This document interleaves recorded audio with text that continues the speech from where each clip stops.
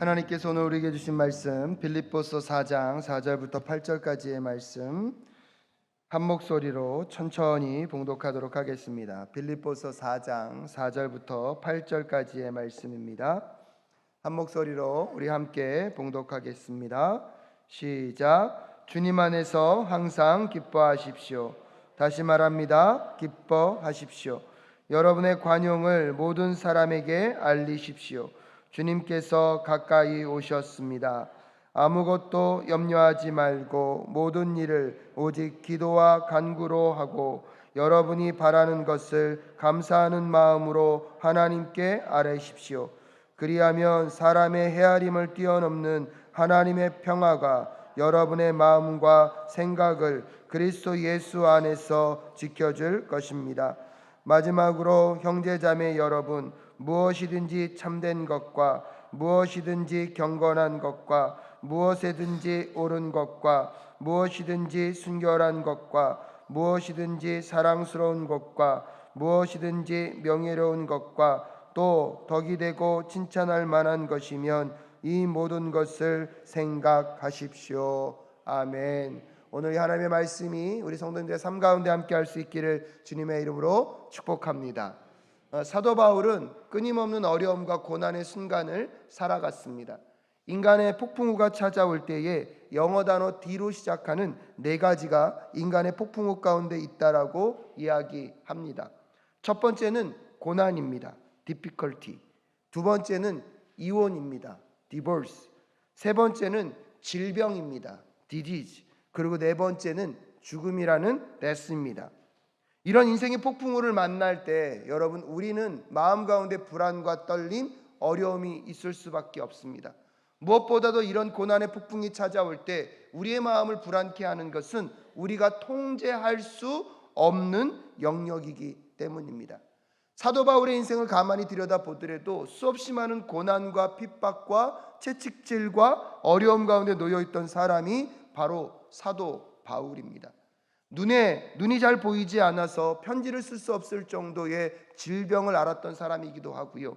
그리고 오늘 여러분과 함께 읽은 이 본문의 배경에서 보면 사도 바울은 감옥에 갇혀 있습니다. 사도 바울의 상황을 들여다보면 그의 미래는요, 감옥만큼이나 어둡고 암울합니다. 그런데 여러분, 오늘 이 편지를 쓰고 있는 사도 바울은요, 감옥 안에서 편지를 쓰는 사람 같지 않고요, 상상해 보면 마치 하와이 호텔, 즉 좋은 바닷가가 보이는 비치에서 그의 사랑하는 사람들에게 편지를 쓰듯이 빌립보서에 편지를 쓰고 있습니다. 바울은 이 불안과 두려움, 그의 인생에 찾아오는 이 폭풍우 같은 재난 속에서도 어떻게 이런 평안의 편지를 쓸 수 있었겠습니까? 그 첫 번째 비결을 오늘 사도 바울은 우리에게 이렇게 알려주고 있습니다. 4절 말씀에 보면 주님 안에서 항상 기뻐하십시오. 다시 말합니다. 기뻐하십시오라고 이야기하고 있습니다. 염려에 대한 바울의 첫 번째 처방은 무엇입니까? 기뻐하라는 것입니다. 여기서 봐도 사도 바울은 또 동일하게 어제와 똑같이 염려하지 말라는 명령 속에서도 현재형을 썼듯이 오늘 주님 안에서 항상 기뻐하십시오라고 말할 때도 현재형을 사용하고 있습니다. 현재형을 사용한다는 것은 반복적으로 지속적으로 기뻐하라는 것입니다. 이 반복적으로 지속적으로 기뻐하라는 말로도 부족했는지 기간을 명시하고 있는데 얼마큼 기뻐하라고 하고 있습니까? 항상 기뻐하라고 얘기하고 있습니다.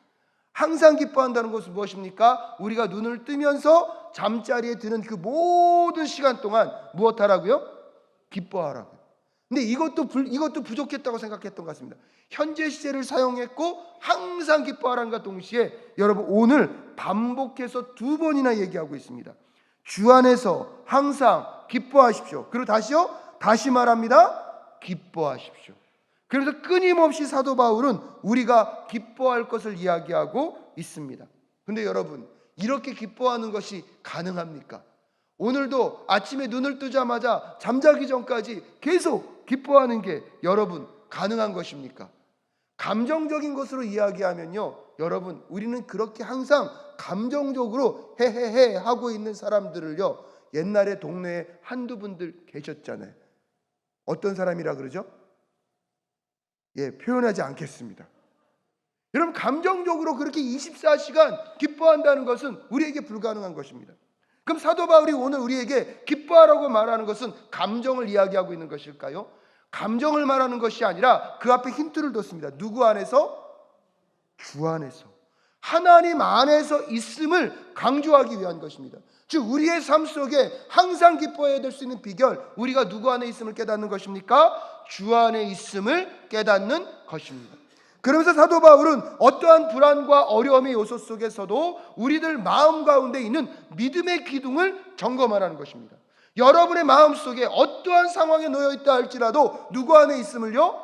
하나님 안에 있음을 믿는다면 뭐 할 수 있다는 것입니까? 기뻐할 수 있다는 것입니다.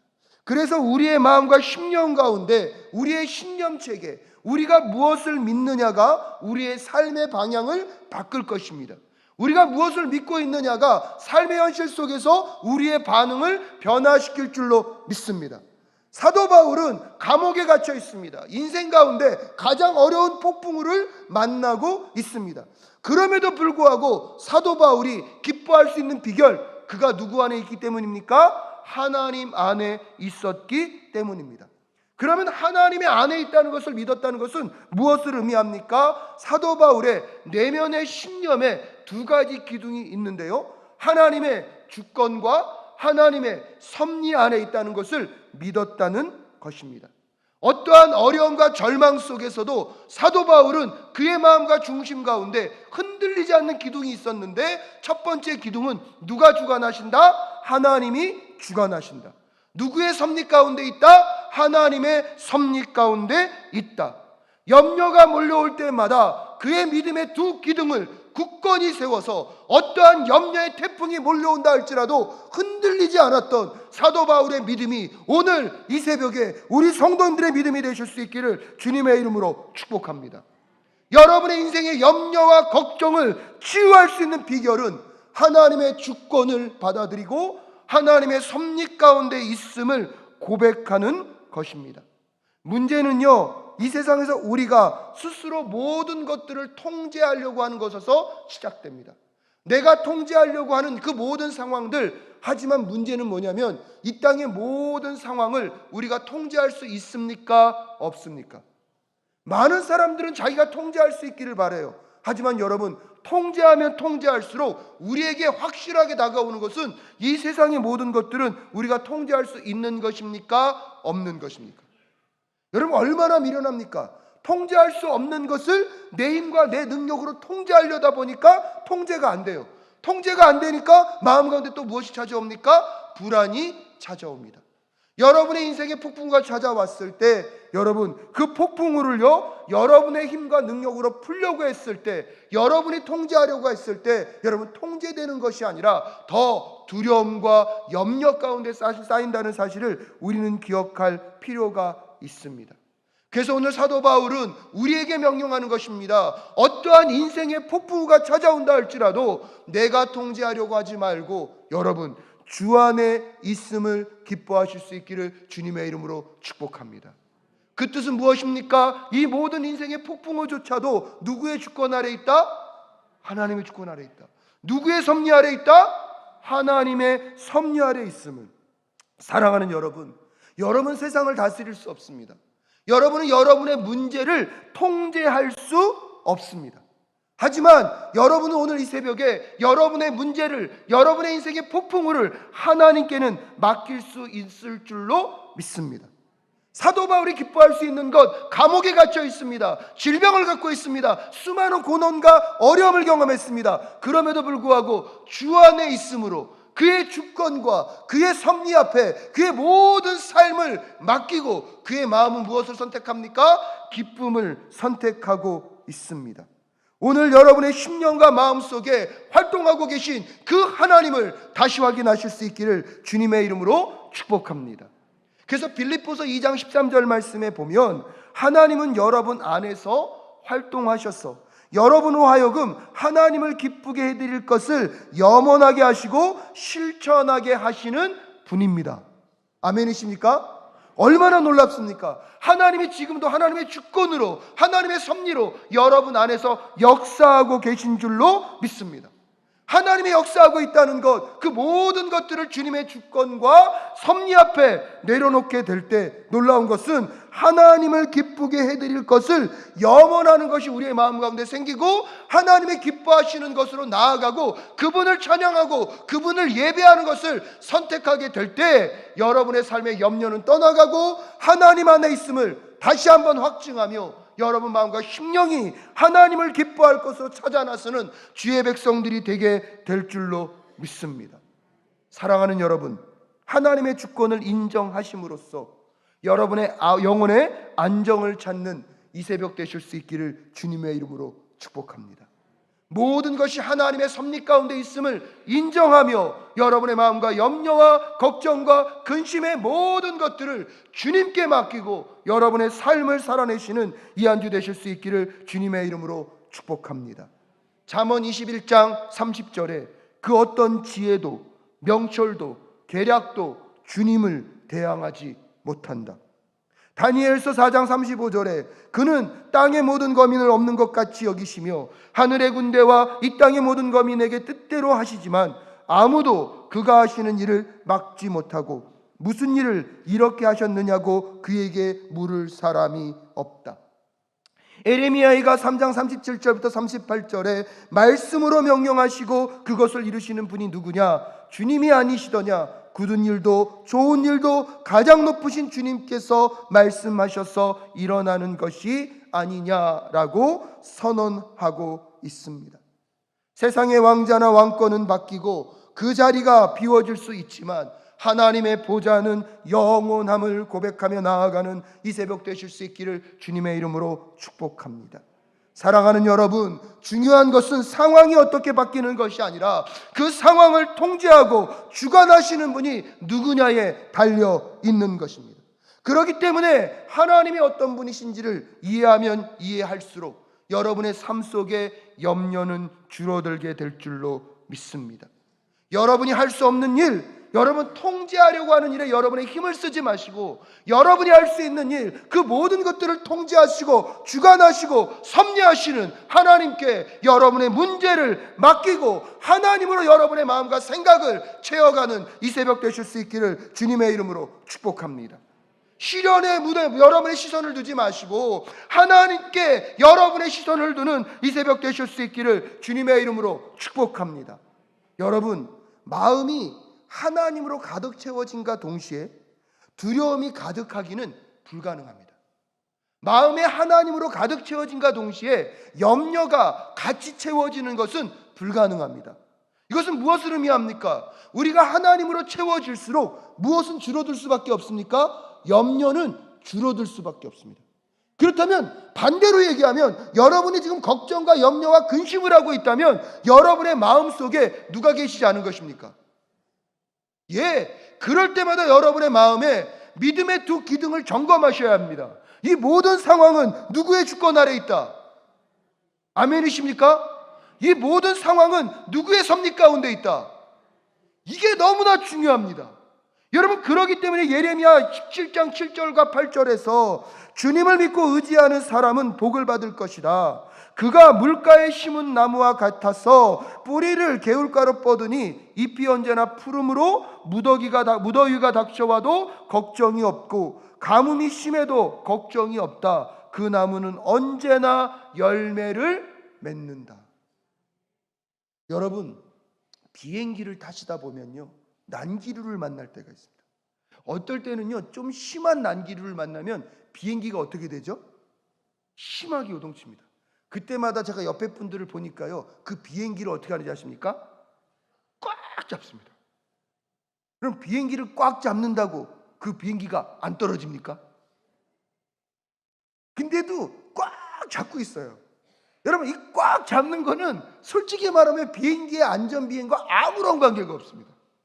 중요한 것은 그 비행기를 조종하고 있는 조종사가요, 여러분에게 말하고 있는 거예요.